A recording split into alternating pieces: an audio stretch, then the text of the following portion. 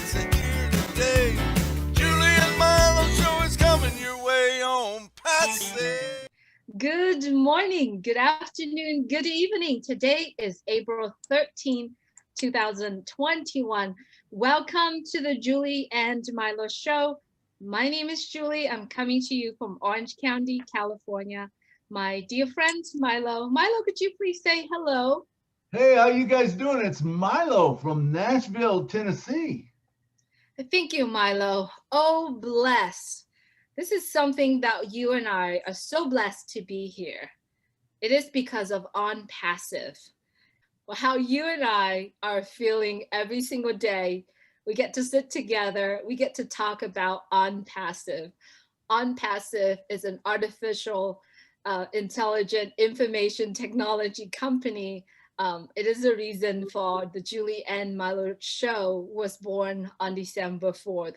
We get to sit down and interview founders across the world.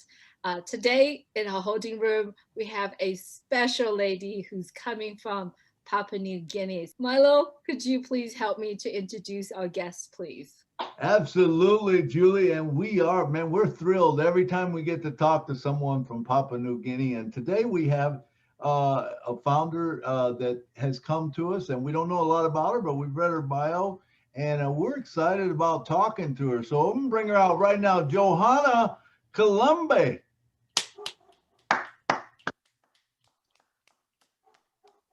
Hey, Johanna, so good to have you on the show today. Hello, Johanna. It's so good to have you. Thank you for taking time to be here with us. Thank you so much, Julie, and thank you, Milo, for the warm welcome. Thank you. So honored to be here. Absolutely. Well, Johanna, what we like to do, we like to talk to the founders and we like to get to know them a little bit better.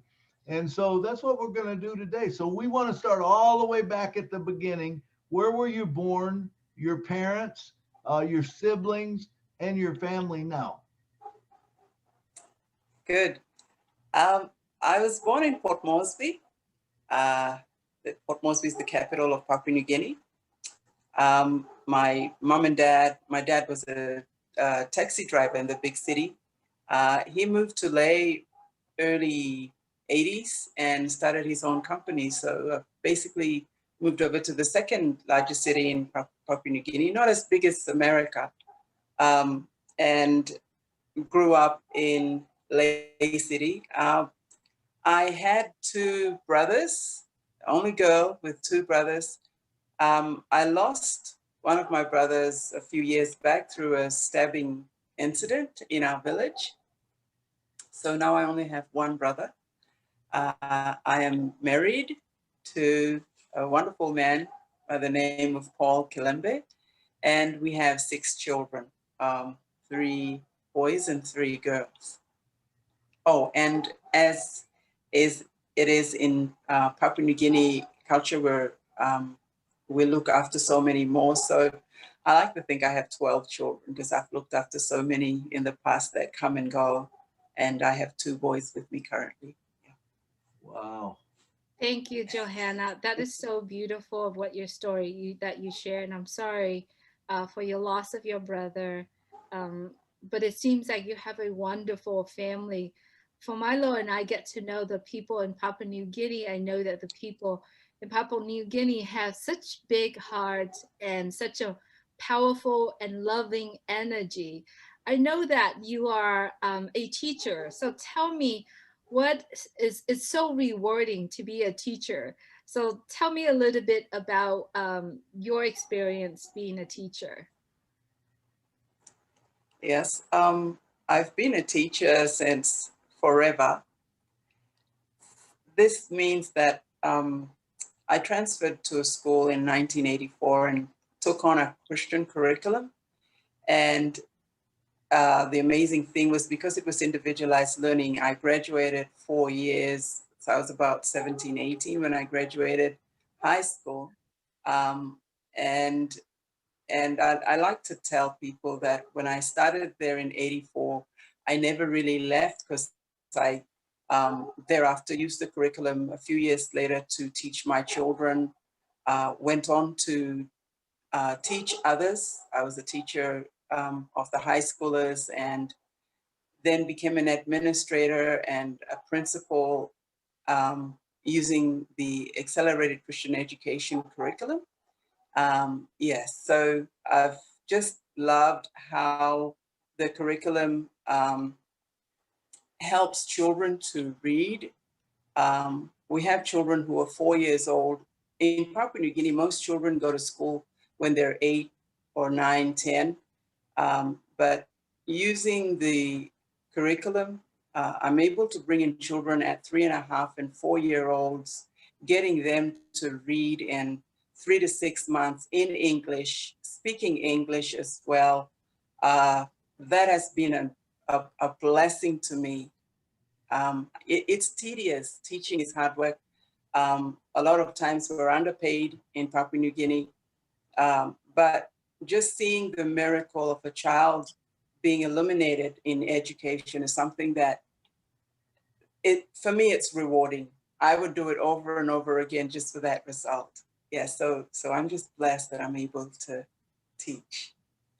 Wow, it is. It is actually a really blessing and a rewarding to be a teacher and see the child growing from, I'm actually studying being a teacher myself. So I do resonate with you, although I don't teach as long as you did, but I did involve with the children, and absolutely you see the grow in the child is huge. So I like to talk about, you love to driving long distance in the dirt bike, and what is wet crossing?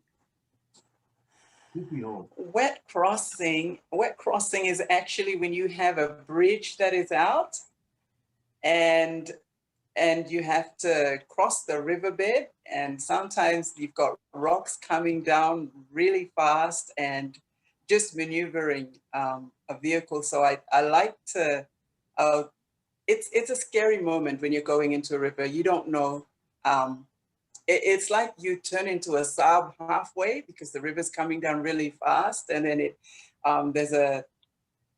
there's like a big pool in front of you and a splash. And usually in Papua New Guinea, when there's a flood and there's vehicles that are lined on both sides of the bridge that's washed away, you actually have a large audience. And especially when you, as a woman, when you're doing a wet crossing, everyone's watching out to see this woman that fails. But when I get to the other side, there's all these nod of approval and all the guys giving the thumbs up.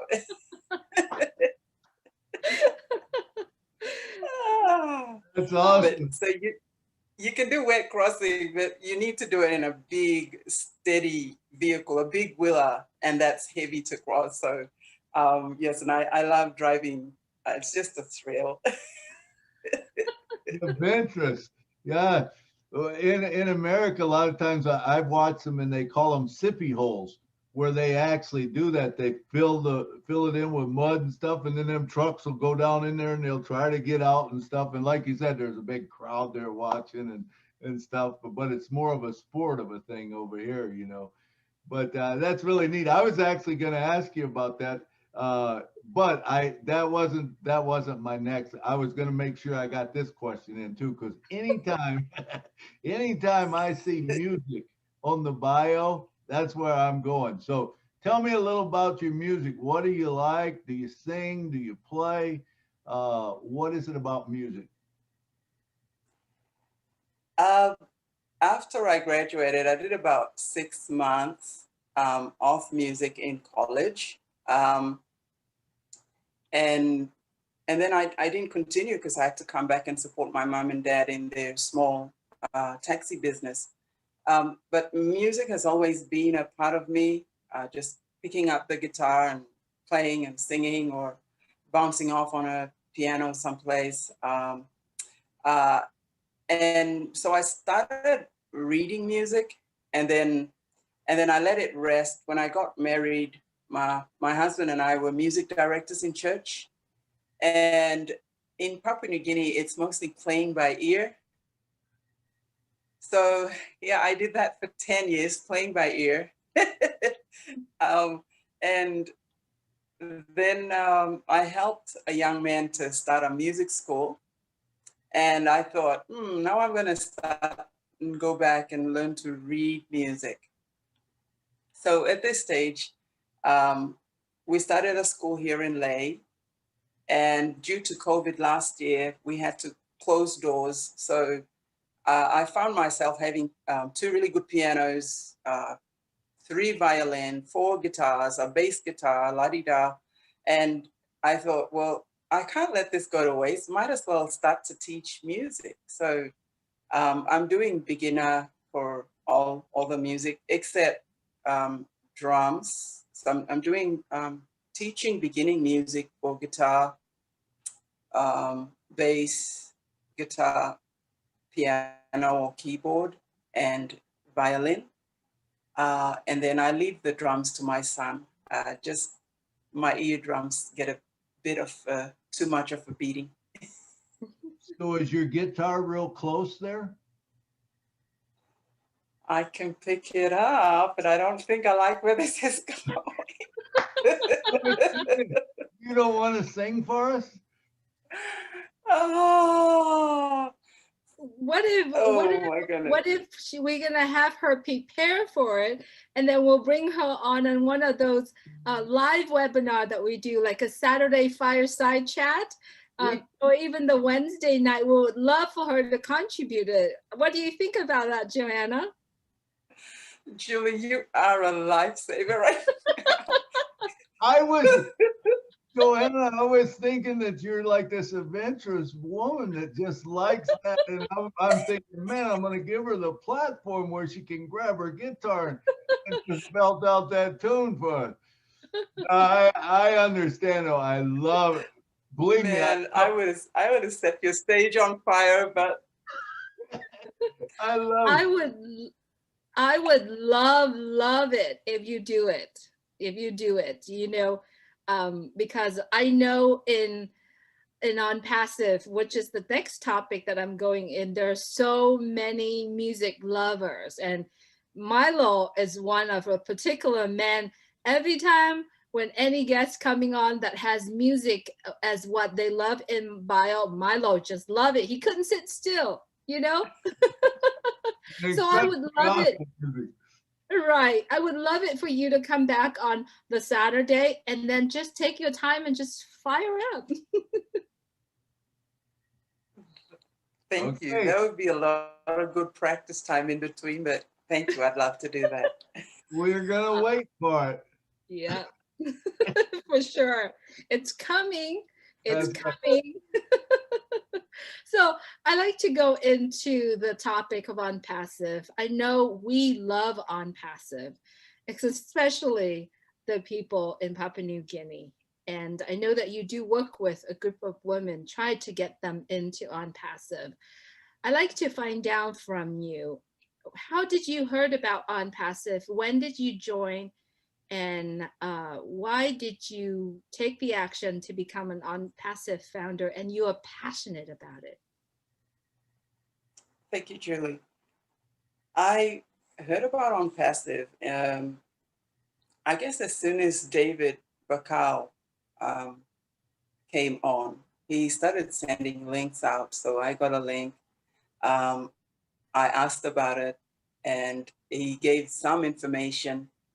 But I'm a careful person, so I sat on it for maybe 6 months, or maybe 6 to 8 months. And during that period, I researched the company, sat in on a few meetings. The 2 things that got to me that helped convince me was, number one, the founder, our founder, Ash Muffer, how genuine he is. Just having him come on the webinars and just his heart. When someone gets on and is talking really for a long period, you just can't help but read his heart. And I saw that he was genuine, that he was for the people. He wanted to give a hand up to those around him. And if he could do that globally, he was going that direction. I was blessed to see that he was also a very strong, committed family person. And he works hard. He has everyone's interest at heart. And he doesn't, for those who give too many excuses, you know, he's just right on their tail and saying, you know, enough, I know where I'm going, you're either in it or not. I like that about him. So number one, the owner. Number two is the product. And knowing that the internet has a long lifetime, and I'm a bit of an old school that had to get used to all the technology, and so understanding what he was doing and where he was going, and knowing that not only does the internet have a long lifetime, but this is one person that is giving anyone not just a hand up just for a short 2-second fame. He's in it for the long haul, and anyone who comes on board, you are going to be blessed. You are going to live different. And as an educationist, I reach out to people, and sometimes I wear my heart on my sleeve by promising them a school right in the rural area. And my husband thinks I'm crazy, but we've been married 32 years, and seeing that he supported me to walk distances just to give education to kids, and just seeing the possibility of On Passive and how I could learn to deliver my programs virtually using On Passive. That I'm doing this. I'm coming into this with and doing it afraid, not knowing technology, but trusting and knowing that the founder has me. I have a good support of the inner circle, which is the Go Founder family, and that I'll be able to learn how to improve what I've been doing for so many years, and doing it a bit more easier from the comfort of my home. So that kind of sold me to it. And like I said, because I'm a careful person, it's taken me a while to get active. But hey, now this giant is aroused. I'm talking to anyone and everyone about On Passive. So that's my short story in a nutshell. Thank you. Awesome. I love it. I love your passion. I love your heart. Okay. And we like to say on the show that On Passive is changing the world one person at a time. And it started with Ash Mafaro, you know, and it's so true. It started with Ash Mafaro and it moves right on down. And now it's down to you and me. And, you know, but when we first come into the company, it seems like that most of us come in with the idea that, you know, okay, it's going to be an extra income for us. It's something that we can do. And then all of a sudden we get in there and we start listening to Ash, and our heart and our mind actually connect together. And all of a sudden, it's not about us no more. It's about what else we can do for humanity, what we can do for others, you know, not discounting the fact that we can do for ourselves. We're going to have time, freedom. We're going to have abundant living.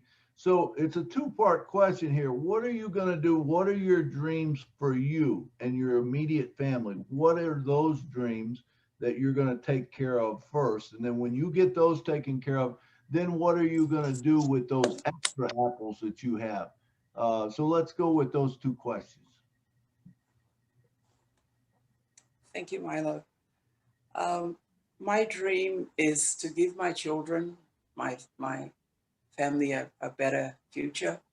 I have 6 children, so it's been supporting them to college has been a challenge. So we concentrate on a few children at a time. So we have the first 2 that have graduated and gotten a degree, and the other 4 are in waiting. Our youngest is in university, so I'd like to get the boys off to college, and I've been asking them to think outside hustle to support them, so that they are not just working a day job, but they're doing something else to support their income. And yeah, so I'd like to help them get on their feet. And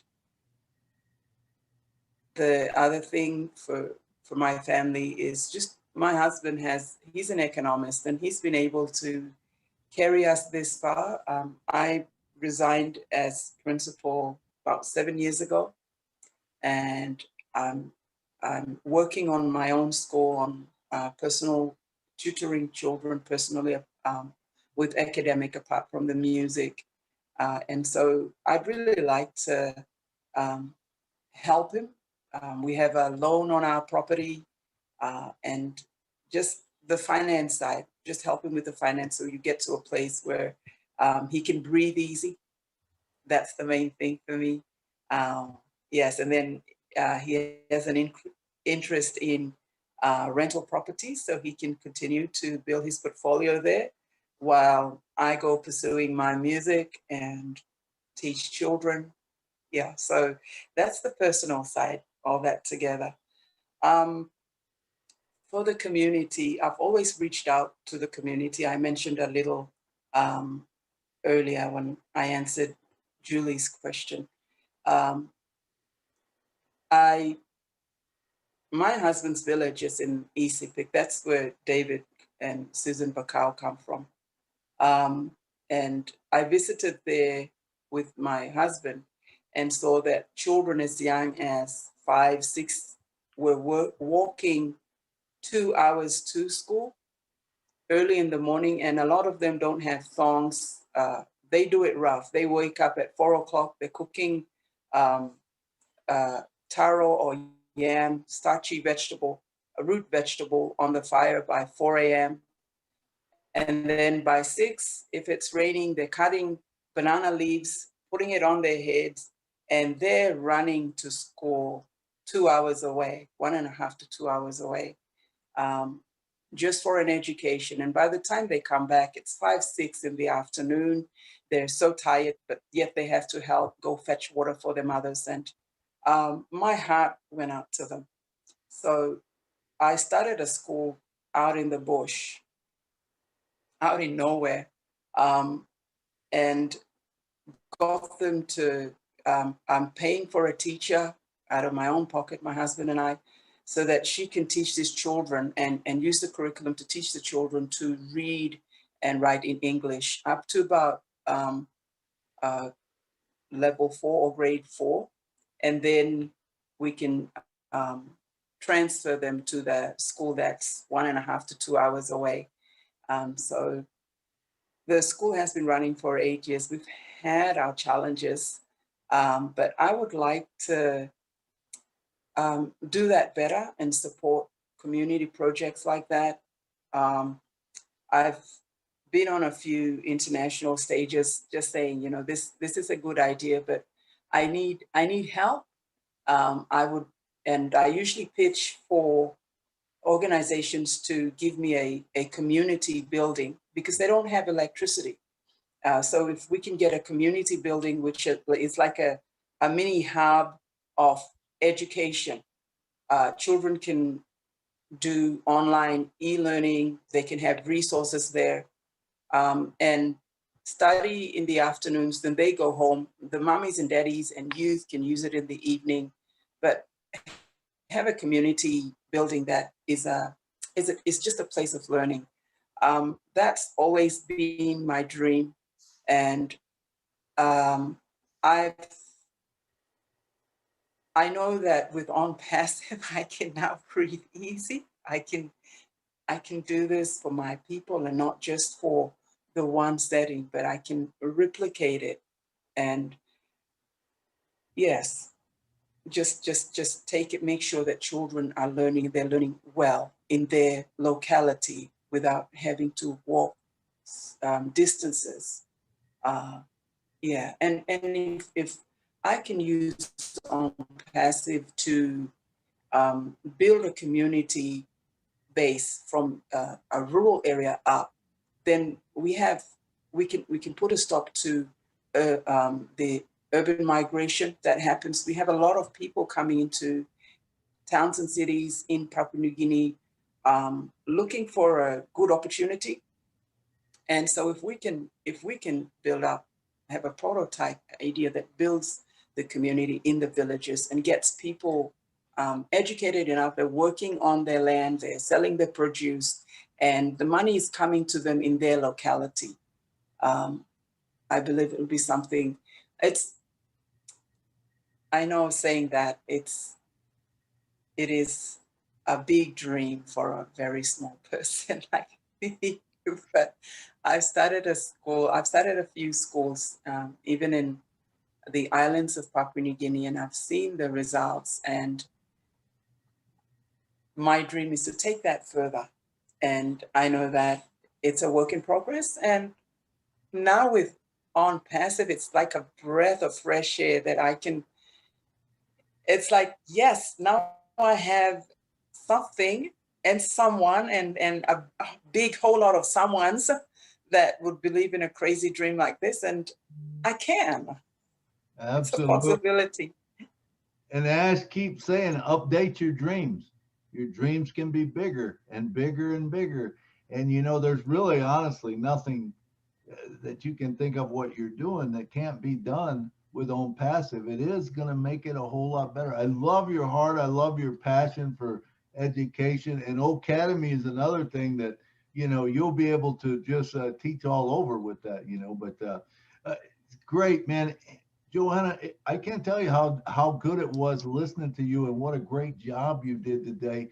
Thank you so much for coming. Unfortunately, we're running out of time, but I loved talking with you today, and so thank you so much for coming and sharing with us. Julie, over to you. Wrap it up for us if you don't mind. Thank you, Milo. Johanna, that was so beautiful. I just love sitting here, listening to you telling to us about Papua New Guinea. Really appreciate what you are doing, and absolutely, as keep saying, keep dreaming, make your dream bigger, dream bigger. So I really appreciate you spending time here with us. I'd like to hear from you if you have any word of wisdoms to the people that are sitting on the fence, or any last words that you wanted to share. Thank you, Julie. For anyone that is sitting on the fence, I'm, like I said, I'm a careful person, but I would encourage you, if you're sitting on the fence, go do your own research, look up the company, and especially two things is check the owner, Ash Mufara. Sit in webinars where he's talking so that you can feel his heartbeat. Number one. Number two, get to understand the product. So these two things, the person and the product. And I'm pretty sure by the time you get to the end of the person, you're sold on the person. And then when you look at the product, you can be sure that the product, anything on the internet is, once it's launched, it stays there for a lifetime and you are guaranteed. So get off the fence and try something. You might be surprised.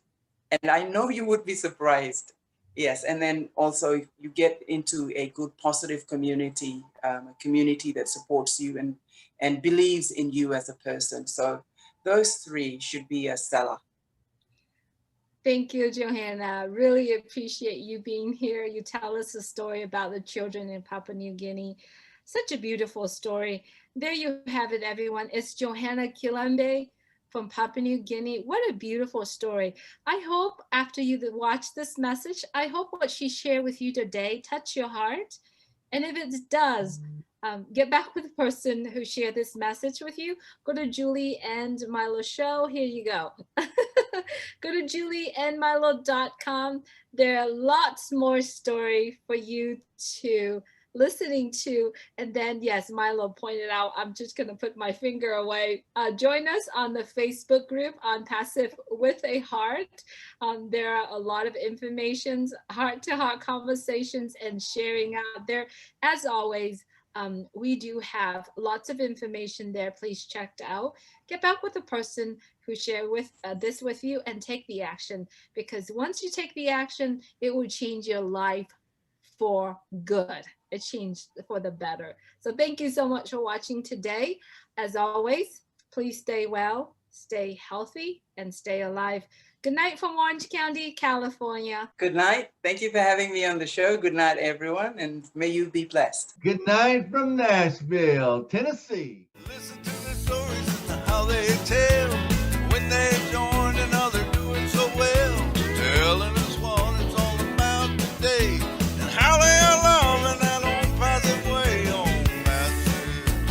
Here today on passive, there's no better way. Listen to the Julie and the Milo show so then you can be the very first to know on passive. It's a